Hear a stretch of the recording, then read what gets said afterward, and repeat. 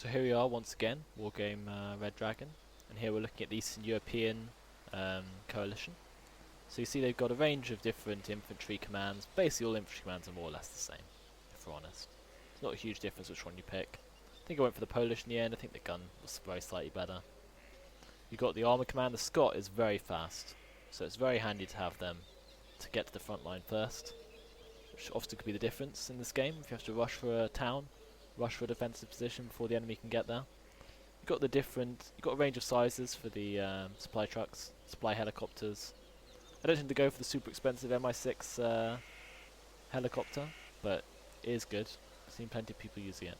Just it's a bit of a target for, focused artillery fire, just because it's quite a big, expensive unit. Here we have the basic set then. My starting set is generally infantry command, armour command, forward operating base, supply truck, supply helicopter, where possible. Sometimes they'll change it. So you've got the range, the full range. So you've got quite a few different sort of special marine type units, the FJB, Commando C. I think there's another one. Oh no, maybe not.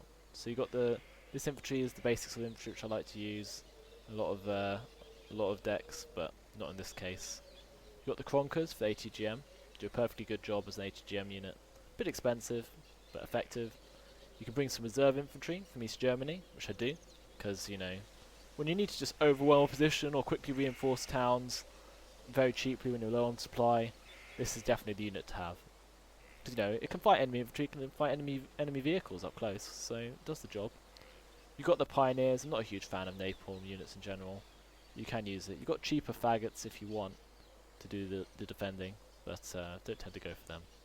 You've got Strela 3s from the Czechs. I don't think you get them with the other guys. No, you don't. But they're really good. Very handy to have. So another advantage of fighting a coalition. You've got all these. The Czech infantry appears to be pretty good, but the how would you say that? Nebiensky Beretti, really good infantry unit, which is good for all-purpose fighting, taking on enemy basic infantry. Does the job. You can obviously bring these guys instead, but I prefer them. The Poles. And yeah, the FJB guys, because they have the RPG and the Strela, they're pretty good for flying in ahead, well in this case driving in ahead on the quick vehicles. Good thing about Eastern European deck is a lot of their vehicles are quite quick, so you can see their speed is reasonably high, helping you get to the front line pretty fast. I mean, this guy travels at 95 and has a missile. I mean, what more could you ask for? In terms of support, you've obviously got the great old Dana. Everyone's used to seeing that, and that does a good job. Of course, being the slightly more expensive, absurdly well ranged, and damaging Pivondka, but I think you do get less of them. So artillery obviously important, and basically got exactly the same thing available for the Poles, if you chose to. You got all the rocket units. I did bring one this time. They can be pretty good. You need to charge in, stun the enemy first. They do the job, and they do kill a lot more men than they did in the old game. So in Red Dragon, they are more effective. You got the radar anti-air, the infrared anti-air, and the this guy is both infrared and AAA.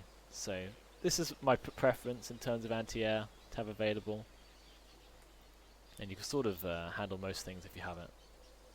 So the anti-air of the Eastern European deck is very good, which you need because NATO obviously will just fly in with hordes of planes sometimes, almost impossible to shoot down. And you need all your options available. Tanks, obviously the Eastern Europeans don't have as good a set of tanks as the Soviets. So as you can see with this set, the T-72 M1M I think is probably the best tank available. Yeah. So it's a Czech heavy tank. It's decent because it has the anti-tank missile, and basically that is its redeeming feature. Otherwise it wouldn't do that much for me. So yeah, a bit short on heavy tank. Obviously you've got lots of cheap tanks available. So I've got the good old T-55 with the Bastion, and some even cheaper basic T-55s. And I got the KPZ as the medium-sized tank. So yeah, that works quite well. So you've got sort of the, you know, ATGM tank, the sort of light ATGM tank, and a light tank. So Recon helicopter I bring is the slightly smaller one, I think. Yeah. It doesn't have exceptional optics, which is a weakness, but this one's quite expensive and it's a big target, which I find to be a problem, generally. The BRM-1 is actually a pretty good scout, has exceptional optics, and you can set it pretty close to front line. Unfortunately, sometimes it does give itself away with its autocannon type gun, and you need to have that turned off. Sometimes. You've got all the Recon infantries available. In this case, I've just gone with the Czech infantry.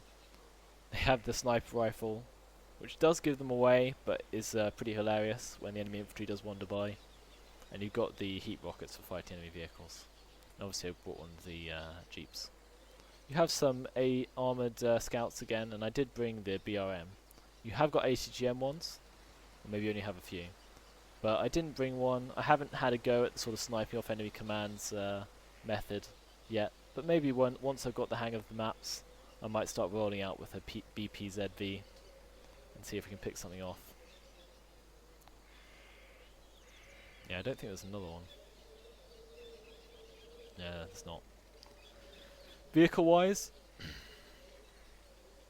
so you have the ATGM Kronkers, which do the job. You could bring cheaper ones if you wanted to. There's a whole range of ATGM available in terms of cost.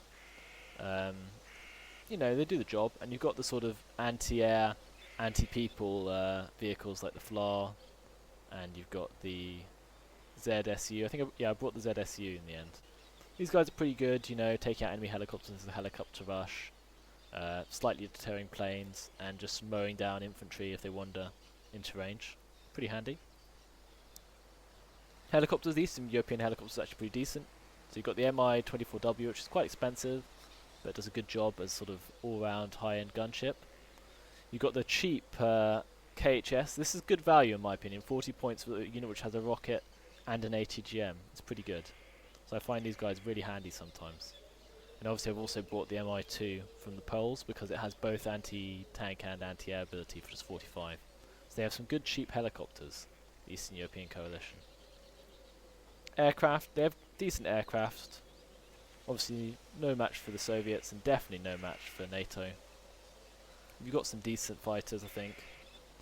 So yeah, the MiG-29 I've chosen had some pretty good anti-aircraft weapons.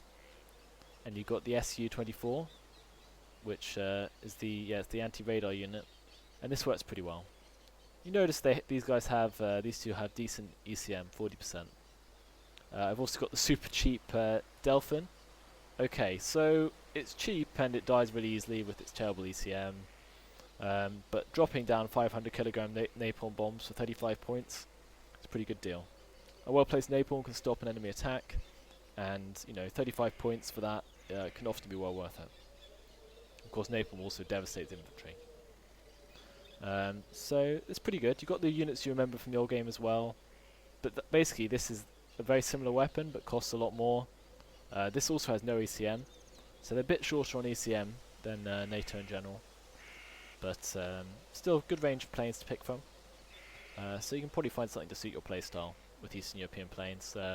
Probably won't be as good as NATO if you're that much into planes, but you know, planes aren't that great.